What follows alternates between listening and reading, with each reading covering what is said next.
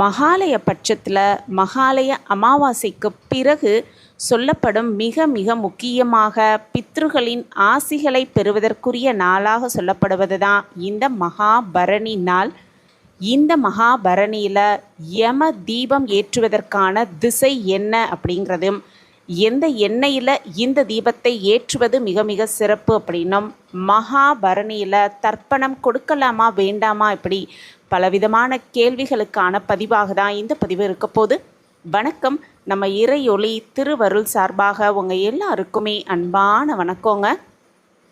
நாட்டிலேயே இருக்கிற மிக மிக புண்ணிய தலங்களில் மிக முக்கியமானது சொல்லப்படுவது தான் இந்த காசியும் கயாவும்.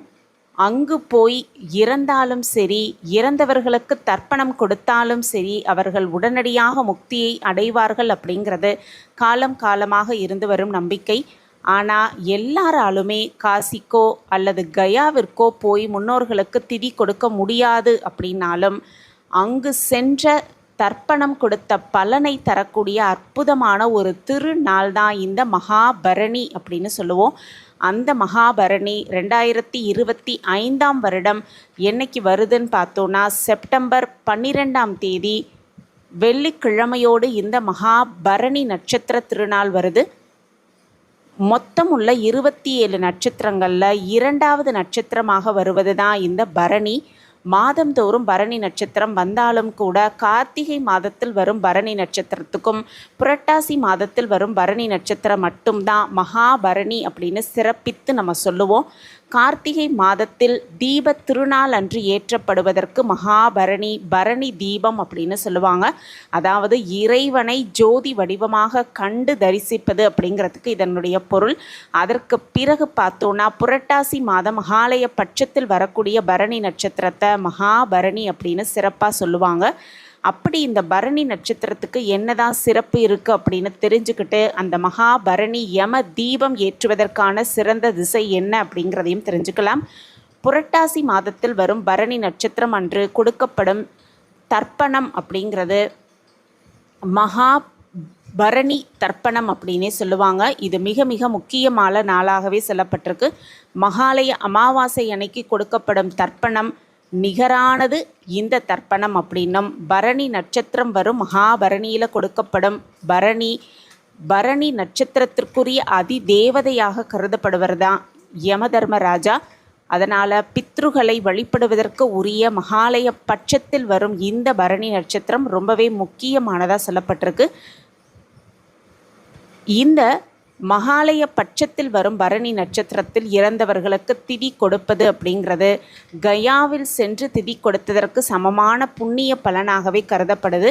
மகாலய பட்சத்தில் வரும் பரணி நட்சத்திரம் மட்டுமல்ல, பரணி நட்சத்திரத்தோடு இணைந்து வரும் சதுர்த்தியோ அல்லது பஞ்சமியிலும் முன்னோர்களுக்கு சிதார்த்த சடங்குகளை செய்வது ரொம்ப ரொம்ப முக்கியத்துவம். இது மகாலய அமாவாசை அன்னைக்கு திதி கொடுத்ததற்கு இணையாகவே சொல்லப்பட்டிருக்கு. ஒருவர் தன்னுடைய வாழ்நாளில் எந்த புனித தலத்திற்கு சென்று வழிபட்டதோ, புண்ணிய நீராடியதோ அல்லது வழிபட்டதோ கிடையாது அப்படின்னாலும், அவர் இறந்த பிறகு அவருக்கு மகாபரணியில் திதி கொடுத்தோன்னா, அவர் தன்னுடைய வாழ்நாளில் செய்த அனைத்து பாவங்களையும் நீக்கி வைகுண்ட பதவி அடைவதற்கான மோட்சம் கிடைக்கும் அப்படிங்கிறது ஐதீகம். அவ்வளவு சிறப்பு மிகுந்த அந்த மகாபரணியில் யம தீபம் ஏற்றுவதற்கான சிறந்த திசை என்ன அப்படிங்கிறதையும் தெரிஞ்சுக்கலாம். யம தீபம் ஏற்றுவதற்கான சிறந்த திசை என்னன்னு பார்த்தோன்னா, முதலாவதாக கிழக்கு திசை நோக்கி ஏற்றுவது சிறப்பு. 2வதாக வடக்கு திசையில் தீபத்தை பார்த்தமாறு ஏற்றுவது மிக மிக சிறப்பு. தீபம் ஏற்றும் பொழுது முடிந்தவரை சுத்தமான நல்லெண்ணெய் விட்டு அந்த தீபத்தை ஏற்றுவது ரொம்பவே சிறப்பான பலனாக சொல்லப்பட்டிருக்கு. அதே போல் மகாபரணியில் முன்னோர்களின் ஆத்மா திருப்தி அடையும் வகையில் உணவு படைப்பது, தானம் கொடுப்பது, இந்த மாதிரி செய்யும் பொழுது அவர்களின் கடன் பிரச்சனைகள் அனைத்துமே தீர்வு கிடைக்கும் அப்படின்னும், மகாபரணியில் முன்னோர்களை வழிபட்டு தர்ப்பணம் கொடுப்பவர்களின் வாழ்க்கை மட்டுமல்ல, அவர்களின் தலைமுறைகளும் முன்னோர்களின் ஆசிகளோடு பித்ரு சாபம் இல்லாமல் வளமாக வாழ அந்த ஒரு தர்ப்பணம் வழிவகுக்கும் அப்படிங்கிறதுனால முடிந்தவரை மகாலய பட்சத்தில் வரும் 15 நாட்களும் திதி தர்ப்பணம் கொடுக்க முடியலை அப்படின்னாலும் இந்த மகாபரணியில் தர்ப்பணம் கொடுப்பது மிக சிறப்பான விஷயமா சொல்லப்பட்டிருக்கு. இந்த ஆண்டு செப்டம்பர் 12ஆம் தேதி வெள்ளிக்கிழமை அன்னைக்கு இந்த மகாபரணி நட்சத்திரம் வருது. இந்த நாளை தவற விடாமல் தர்ப்பணம் கொடுத்து முன்னோர்களின் ஆசிர்வாதத்தை முழுமையாக பெற்றுக்கொள்வதற்காக அவர்களுக்கு பிடித்த அந்த தானம் செய்வது, அவர்களுக்கு படையல் வைத்து வழிபாடு செய்வது, யம தீபம் ஏற்றுவது, இந்த மாதிரி விஷயங்களை செய்து அவர்களின் ஆசிர்வாதத்தை முழுமையாக பெற்றுக்கொள்ளலாம். மகாலய பட்சத்தில் வரும் பரணி நட்சத்திர நாளன்னைக்கு யம தீபம் ஏற்றுவது நம்ம மரபு. இந்த யம தீபம் ஏற்றுவதன் மூலம் நம்ம முன்னோர்களின் ஆசிகளையும் யமதர்மராஜாவின் அருளையும் பெறலாம் அப்படிங்கிறது ஐதீகம். ஒரு ஆத்மாவை உருவாக்குவதில் ஆத்மகாரகனாக சூரியனும், அந்த ஆத்மாவின் ஆயுளை தீர்மானிப்பதில் சூரியனின் புத்திரர்கள் ஆயுள் காரகன் அப்படின்னு சொல்லப்படும் சனீஸ்வர பகவானும் அவருடைய அதி தேவதையான யமனும் தான் அப்படிங்கிறது நமக்கு எல்லாருக்குமே தெரியும்.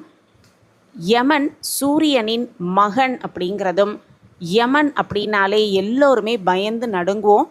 அவர் இருக்கும் திசையான தெற்கு திசையை பார்த்தாலே பயம் கொள்ளுவோம். ஆனால் அவர் எல்லோருக்குமே சமமானவர். அவருக்கு சிவபெருமான் கொடுத்த கடமை உயிரை எடுப்பது. அதில் அவர் எந்தவித பாரபட்சமும் பார்ப்பதே கிடையாது. அப்படின்னும் அவருக்கு நன்றி சொன்னோன்னா அவர் பாதுகாப்பில் இருக்கும் நமது முன்னோர்களை நன்றாக பார்த்து கொள்வார் அப்படிங்கிறதான் நம்பிக்கை.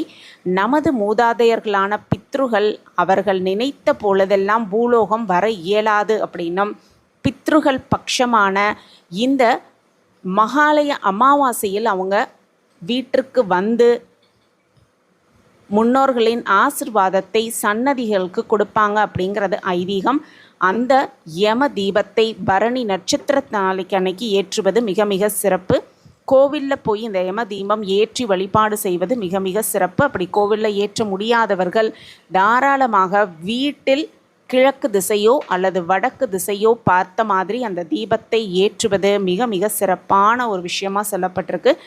யம தீபத்தை ஏற்றுவதன் வாயிலாக நமது முன்னோர்கள் மகிழ்ச்சி அடைந்து நம்மை ஆசிர்வதிப்பார்கள் அப்படின்னும், குடும்ப விருத்தி உண்டாகும் அப்படின்னும், தொழிலில் நல்ல முன்னேற்றங்கள் காணலாம் அப்படின்னும், திருமண தடைகள் அகலும், செல்வங்கள் சேரும், எல்லா விதமான துன்பங்களும் நீங்கி குடும்பத்தில் சந்தோஷம் ஓங்கி நிற்கும் அப்படிங்கிறதுனால முடிந்தவரை மகாபரணி நட்சத்திர நாளான செப்டம்பர் 12ஆம் தேதி இந்த தீபத்தை ஏற்றி யமதர்ம ராஜாவின் அருளையும் முன்னோர்களின் ஆசிர்வாதத்தையும் முழுமையாக பெற்றுக்கொள்ளலாம்.